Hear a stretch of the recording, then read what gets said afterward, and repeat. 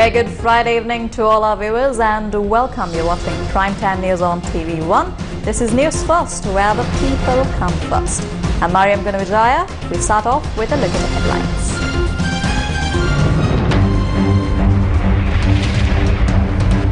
Food inflation in Sri Lanka spikes over 90%. World Bank has no new financing plans for crisis-hit Sri Lanka. Multiple factions urge to call for snap elections. වහාම ගෞරවනීය මහානායක මාහිමිපාණන් වහන්සේලා ප්‍රමුඛ අනිකුත් ආගමික නායක කාර්කාදී ඉල්ලුම් කරන්නේ අලුත් වරමකට යන්නේ. අපි මැතිවරණ කොමසාරිස්තුමාට කියන ඔබතුමාගේ ජොබ් එක කරන්න. රාජපක්ෂලා වික්‍රමසිංහලා වෙනුවෙන් කඩේ යන්න ලෑස්ති වෙන්න එපා. Police storm into FSP office in search of IUSF convener. Prorogation ceases the functions of 11 key committees in Parliament. Millions found in the President's house finally handed over to court. Cycling lanes for Colombo.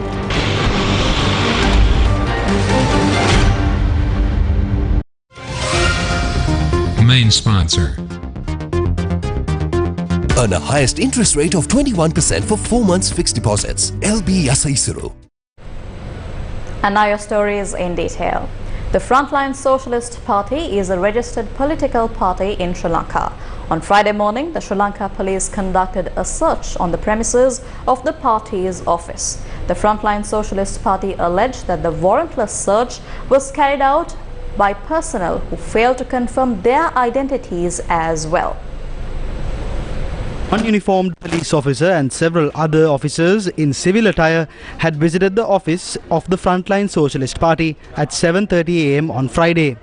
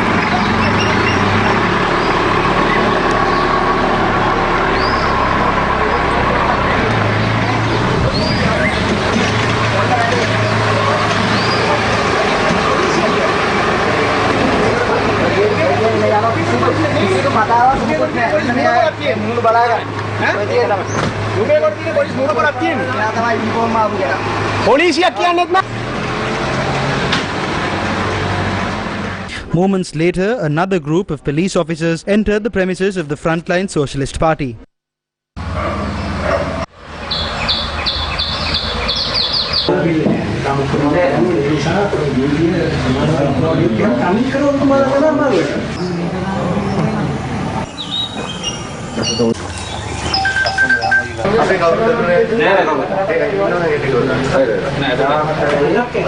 ඉස්සෙල්ලා set එකක් ආවා කිසිදු මුකුත් නැහැ කෙලින්ම එක uniform එක කවුද පොලිසිය මුකුත් නැහැ මේකට පැනලිවල පෙරලිවල සම්පූර්ණ ඔක්කොම ටික කබඩ් ටික ඇදලා දැම්ම මොකක්ද කවුද කින්දමන්ද මොකක්ද කියන්නේ ඔක්කොම සිවිල් සර්ච් වොරන්ට් එකක් පෙන්නුවා ඒක පරීක්ෂා කරලා බැලුවා එතකොට ඒකේ තිබුණේ වසන්ත මුද්දලිගේ. We asked for a search warrant. They presented it to us. It was a search warrant issued for Vasantha Mudalige. He is the convener of the Inter-University Students' Federation. There is no basis for them to search the Frontline Socialist Party office, presenting a search warrant for Vasantha Mudalige. They are suppressing us. They have launched a psychological battle to suppress the Aragalaya protesters. They are going after the Aragalaya, raiding officers, arresting people. This is the port tour preparing for the next election by suppressing the uprising of the people using the security forces. ආරක්ෂකංශ යොදවගෙන රට පුරා භීෂණයක් වපුරනවා. ඔවුන් ගෙනල්ලා තිබුණා The officers produced an arrest warrant and said the search was based on the warrant. The warrant was not against anyone from our party. It was against the IUSF convener. They are trying to intimidate us. We will not be intimidated. They are trying to frighten the people.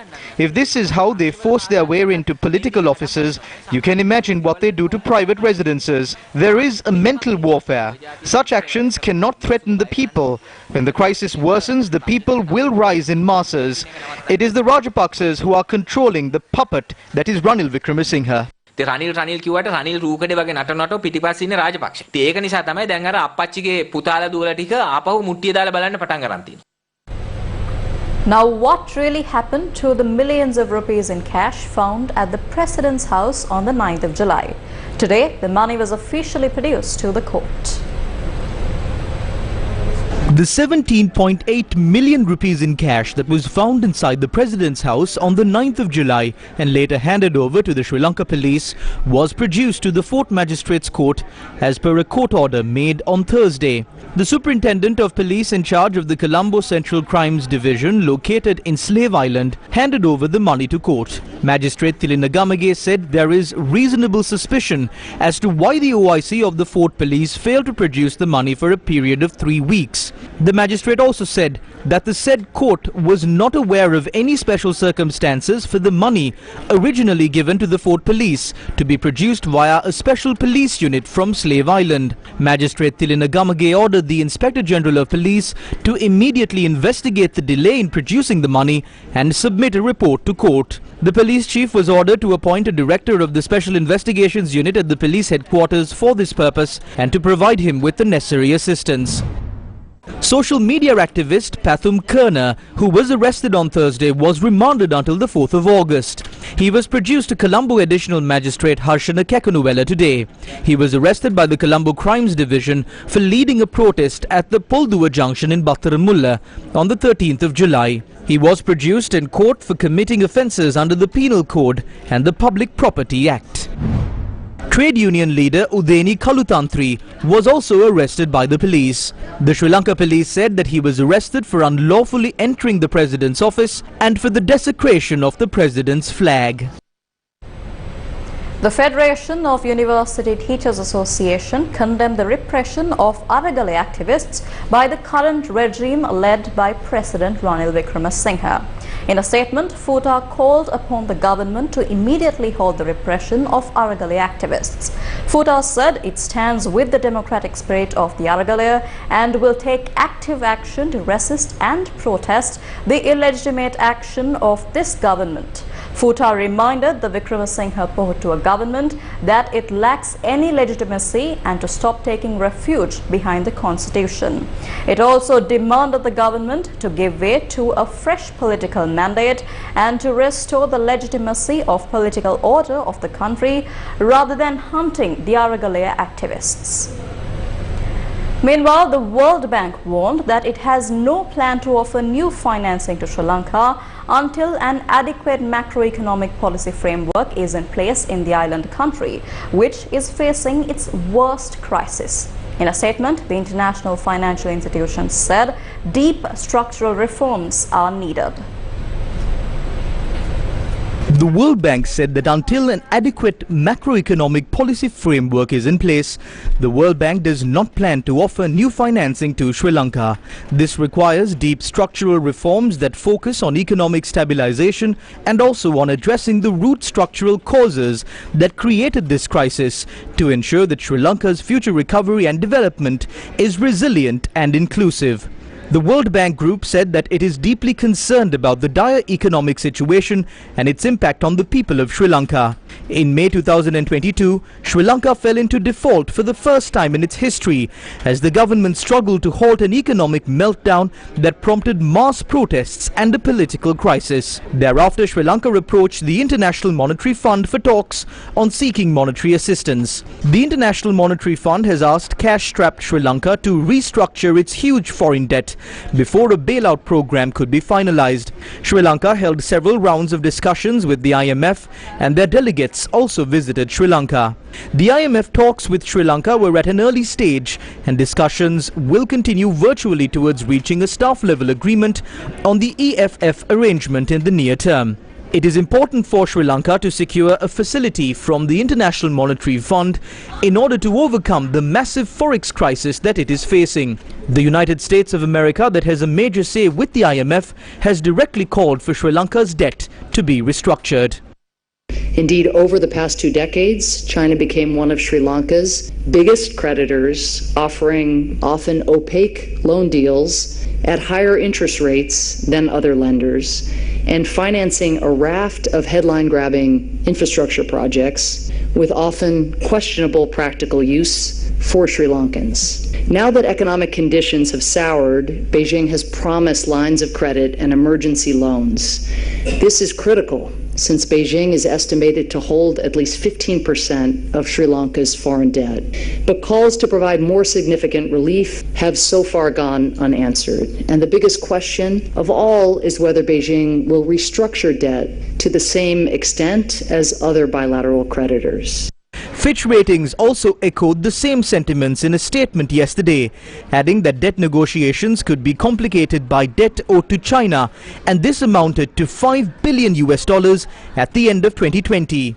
China has traditionally preferred to offer relief for large loans through deferrals such as maturity extensions, payment rescheduling or grace periods rather than through write-downs. However, this approach could increase challenges for Sri Lanka to successfully negotiate debt restructuring with other creditors, including private creditors, that delivers the debt sustainability sought by the IMF. Fitch rates Sri Lanka's long-term foreign currency issuer default rating at RD, or restricted default. China yesterday responded to the claims made by the head of the US government aid agency. China's foreign ministry spokesperson Zhao Lijian said that China-Sri Lanka practical cooperation has always followed the principles of being Sri Lanka-led.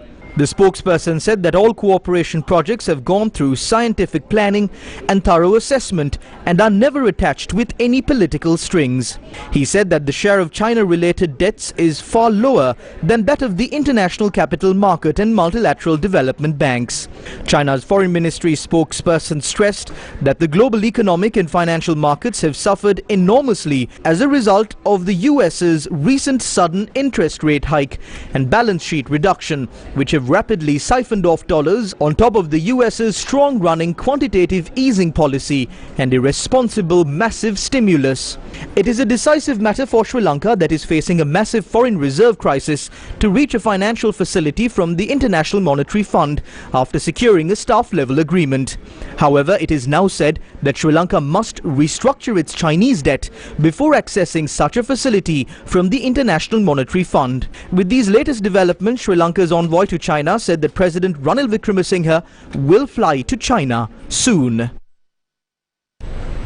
In other news coming in from the international arena, a senior administration official has said US President Joe Biden and his Chinese counterpart Xi Jinping are exploring meeting in person after the leaders spent more than 2 hours talking on Thursday through the future of their complicated relationship, with tensions over Taiwan once again emerging as a flashpoint. Biden conducted the telephone call from the Oval Office, where he was joined by top aides including the Secretary of State Anthony Blinken. President Joe Biden told his Chinese counterpart Xi Jinping that the US strongly opposed any unilateral moves to change the island's status. But he added that US policy on Taiwan had not changed. Beijing said Xi had told Biden to abide by the One China principle, warning him that whoever plays with fire will get burnt. Tensions over the issue have increased ahead of a rumored plan for US House Representatives Speaker Nancy Pelosi to visit Taiwan. The State Department says Pelosi has not announced any travel, but China has warned of serious consequences if she were to proceed with such a visit. The call with Xi took place as Biden aims to find new ways to work with China and contain its influence around the world. Differing perspectives on global health, economic policy and human rights have long tested the relationship, with China's refusal to condemn Russia's invasion of Ukraine adding further strain. India on Thursday said it was aware of reports about the planned visit of a Chinese vessel to a Sri Lankan port built with money from Beijing. However, according to the Hindu website, Sri Lanka's Defence Ministry has denied reports that a Chinese research vessel would enter the Hambantota port in August this year. The Hindu said that the Belt and Road Initiative Sri Lanka, a Colombo-based organization studying China's ambitious connectivity project, on its website said that research and survey vessel Yuan Wong 5, which set sail from the Chinese port Jiangyin on the 13th of July, is now in the East China Sea and was expected to dock in Sri Lanka's Hambantota port from the 11th to the 17th of August for replenishment, while it continues to conduct space and satellite control and research activities in the northwestern part of the Indian Ocean region. India's Foreign Ministry spokesperson Arindam Bagchi told a weekly media briefing the government carefully monitors any developments having a bearing on India's security and economic interests and takes all necessary measures to safeguard them. He said, quote unquote, "I think that should be a clear message." The Hindu quoted a spokesperson from Sri Lanka's Defence Ministry who denied reports that a Chinese research vessel involved in space and satellite tracking would enter the Hambantota port in August this year, even as India sent a clear message that it was monitoring the ship's progress carefully. A Defence Ministry spokesperson told the Hindu in Colombo, quote unquote, "We have no confirmation of such a vessel calling at the Hambantota port." India has long worried about dual-use facilities of Chinese infrastructure projects spanning from Myanmar to Eastern African states in what comes as a direct challenge to New Delhi's interests. This is the first time since 2014 that such a Chinese naval vessel is visiting Sri Lanka. In 2014, a Chinese submarine had docked at Colombo, drawing India's attention, and the matter was raised at the highest level. Now, in a new development to this story, China said today that it hoped relevant parties would refrain from interfering with its legitimate maritime activities. According to the Economic Times of India, China's foreign ministry said in a statement that Beijing had always exercised freedom of the high seas lawfully.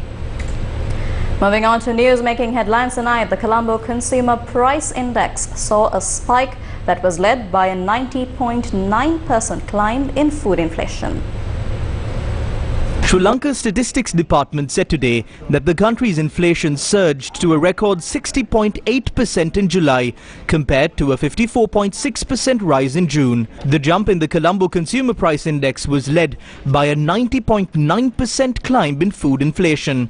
In the non-food category, the price increase in fuel has resulted in a drastic increase in transport charges, and the increase in the prices of essential goods such as gas has resulted in a massive increase in the general price level. In other news from here at home, multiple factions are demanding that the government call for snap elections so that a solution can be reached for the issues in the country. Farmers cannot buy a bundle of fertilizer for even 40,000 rupees. Fishermen cannot sail without fuel. Factories are closing down every day. This is why the people took to the streets, to fight for their right to live. If you are trying to tackle this struggle using the law books, you should remember that it's the people who made these law books at first. The law should satisfy the needs of the citizens. What legitimacy does this parliament or Wickramasinghe have to charge these protesters under the Public Property Act? Can Ranil Wickramasinghe, the mastermind behind the bond scam, charge the citizens of this country for causing damage to public property? People have said it loud and clear. Dissolve parliament. Let the people decide on their mandate. Then we can have a parliament without Ranil or any of the Rajapaksas. They are using all means of suppression because they are afraid of this. We recently saw the former elections commissioner saying that none of these factions have any mandate now. After this statement, Wickramasinghe and Rajapaksa asked the current election chief to visit religious leaders and inform them that it is hard to hold an election during these times. What were you all doing for the past 4 months? You only need 1.5 months to hold an election. Then they say that it's going to cost around 12,000 million rupees to hold an election. The state sector workers are ready to work for the elections without any special allowances. There are enough and more international organizations that are ready to fund an election in order to restore democracy. Therefore, we are informing the election chief to do his job. Don't try to work according to the whims and fancies of the Rajapaksas or Wickramasinghe.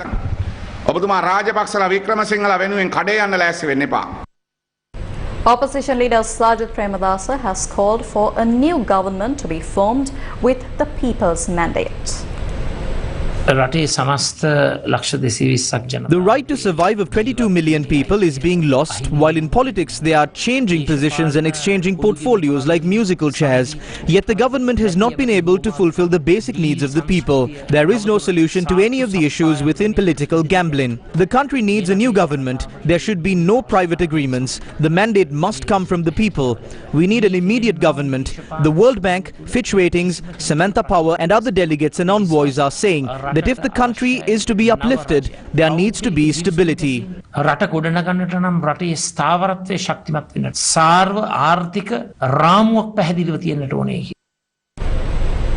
Opposition parliamentarian and one-time commander of the Sri Lanka Army, Field Marshal Sarath Fonseca, has said he will lead a movement on the 9th of August.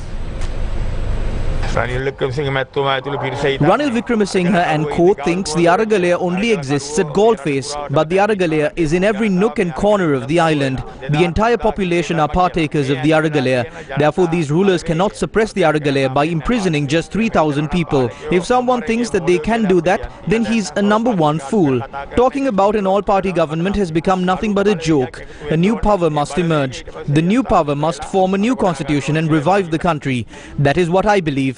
How can we be partakers of their foolishness? We can't stoop down to their level.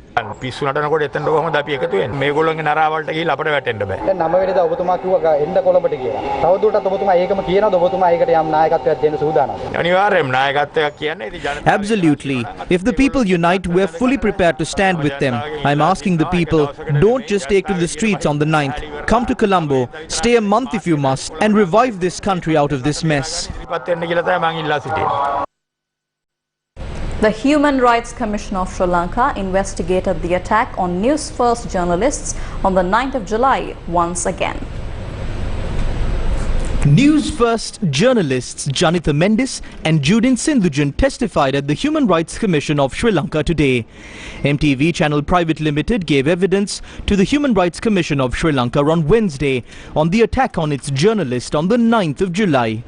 That was based on a complaint filed regarding the threat to media freedom. News First with the people. Main sponsor. Earn a highest interest rate of 21% for 4 months fixed deposits. LB Yasaisuru. With effect from midnight on Thursday, and this means the 11 committees in Parliament also ceased to function. Some of these committees probed into serious acts of fraud and corruption. Newsfirst Ceylon Benedict provides us the details. Ceylon, what is the latest on this? The control of the taxpayers' money within Parliament does not only happen within the parliamentary chamber, or where we usually see parliamentarians debate on various matters. These matters are also conducted via the committee system that is present in Parliament. Technically, there are many committees in Parliament that have been set up to ensure a smooth functioning of the administrative section of Sri Lanka. For example, we have the Committee on Public Enterprise, the Committee on Public Accounts, and various other committees that oversee these fiscal controls of the taxpayers' money in Sri Lanka. In the past, we have had certain notable figures chairing these committees and performing a yeoman service for Sri Lanka in as far as unveiling or revealing to the people various corrupt activities and various mismanagements that are going on within these state-owned enterprises. For example, in the past, we had chairman of the COPE committee, including Diuguna Sekara, Sunil Handunhetti, Dr. Vijayadasa Rajapaksa, and also the current chairman of the COPE committee, Professor Charita Herath. We've also got the COPA committee, the current chairman, Professor Thissa Vitarana. However, what the proroguement of Parliament does is it dissolves all of these committees and allows the government or Parliament to appoint new committees with new chairmen and new members. Now, we've seen how these committees functioned under open and effective chairmen and leaders in Parliament, and also how they functioned under other people who weren't that efficient. Efficient members of the COPA committees and various other committees in Parliament were instrumental in revealing many corrupt activities that were taking place in Sri Lanka. For example, some of the most recent revelations, even that went up to the highest diplomatic levels with India regarding the Adani deal, was from the CEB, a revelation of certain activities that took place within the CEB. Also, Litrogas, which is another state-owned enterprise, was called to the COPE committee. There were various revelations there. And various other state-owned institutions are called to the COPE committee and COPA committees, and these matters are revealed. These are all part of Parliament's functions of managing the finances of the country. Another notable revelation that was made was, of course, the central bank bond scam.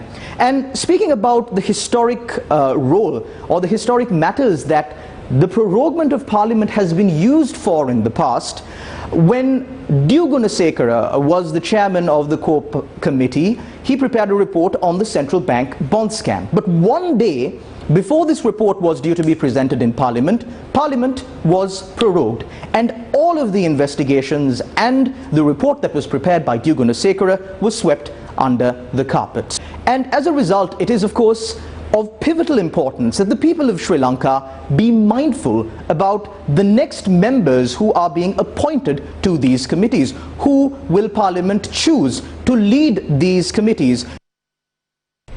Meanwhile, several groups have taken steps to apprise the international community about the measures taken to suppress the dissent in Sri Lanka.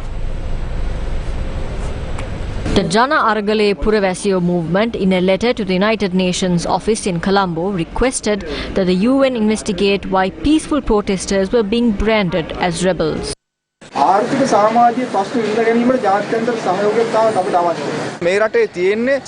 These are socio-economic issue in the country. There are no rebels or terrorists in the country. All of us are unarmed civilians. If they are branded as rebels, the future is going to be very dangerous. When the president says there are rebels in the country, the international community will not help.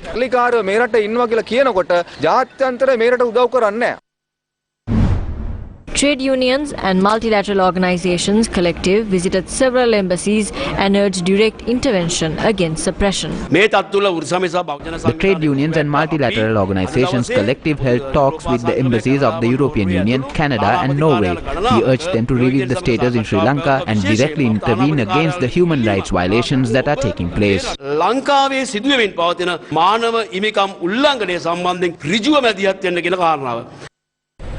Protests are taking place at the agitation site next to the President's office in Colombo. A protest took place at the agitation site in Galface condemning the acts of suppression. Religious leaders, civil activists as well as supporters who took part in the protest demanded the immediate release of the activists who have been detained.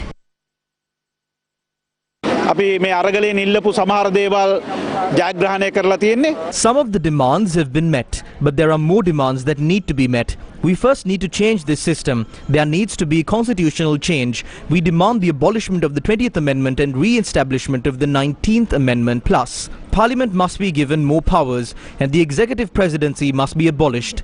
They claim to be an interim government, but it doesn't look that way. We urge you not to even think about harming the lives of those in the Aragalaya. They are Sri Lankans calling for change for the benefit of all. Thereafter, the group proceeded to the police barricade located down the Bala Dakshamavata.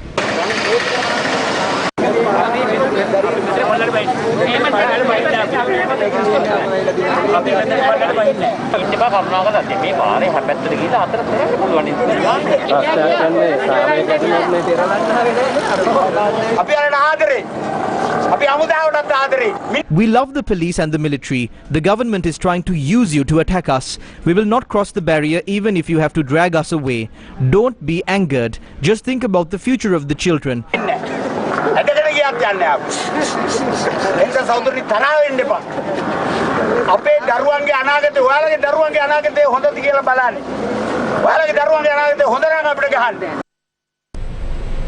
Meanwhile, the Sri Lanka Podujana Peramna says it cannot be defeated ideologically. ශ්‍රී ලංකා පොදු ජන පෙරමුණ Sri Lanka Podujana Peramuna is a strong political movement which is moving forward under the leadership of Mahinda Rajapaksa. We regard the vision of Mahinda Rajapaksa as the vision of our party.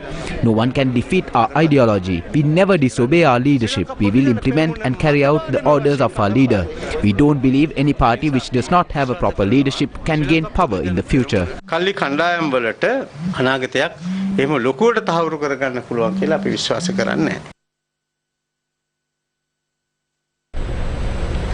The Socialist Youth Union staged a protest at the Vihara Mahadevi Park in Colombo today. The protest was staged against suppression and racism.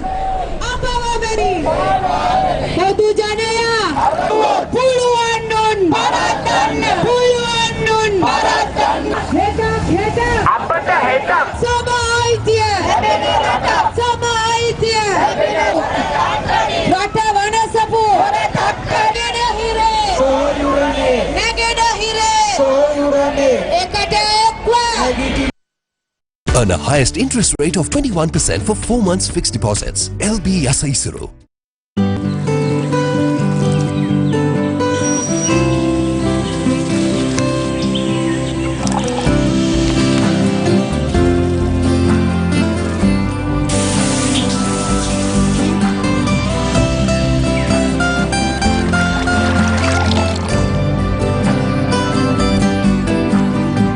නිවෙස පුරා ගලන මේ සතුට සුරක්ෂිත කරන්නේ Ceylon Inside. Ceylon ජීවයයි ජලයේ ජීවිතේ.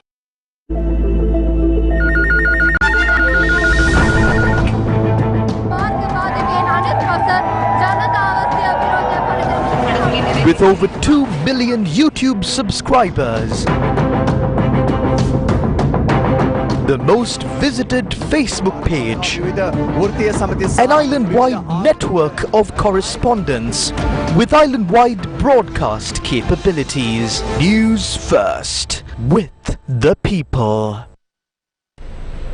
Welcome back. You're watching Primetime News on News First. Moving on. Sri Lanka's Minister of Power and Energy, Kanchana Wijesekara, has said the Ceylon Electricity Board needs restructuring. The minister said he hopes to get the approval from the cabinet to commence the unbundling of the CEB, with generation, transmission and supply to be separated. He said that while tariff adjustments are also needed, it has to be with a plan to reduce the generation cost with more renewable energy. The Colombo Municipal Council introduced a new lane for cyclists in the Colombo city. The CMC introduced a new cycling lane and cycle parking facilities in Colombo. The CMC adopted this measure as a solution to the fuel crisis. The first cycle lane is from the Colombo port city to Armour Street, and it was declared open by Rosisena Naika, the mayoress of Colombo. Sri Lankans have been lining up at filling stations to pump fuel for their vehicles for days and sometimes weeks. An incident where a car crashed through the queue to a filling station was reported from Piliambala. We leave you tonight with the footage, which is time-stamped as of this morning and is currently making its rounds on social media. Viewer discretion is advised. For the News First team, I'm Mariam Gunavijaya. Good night and take care.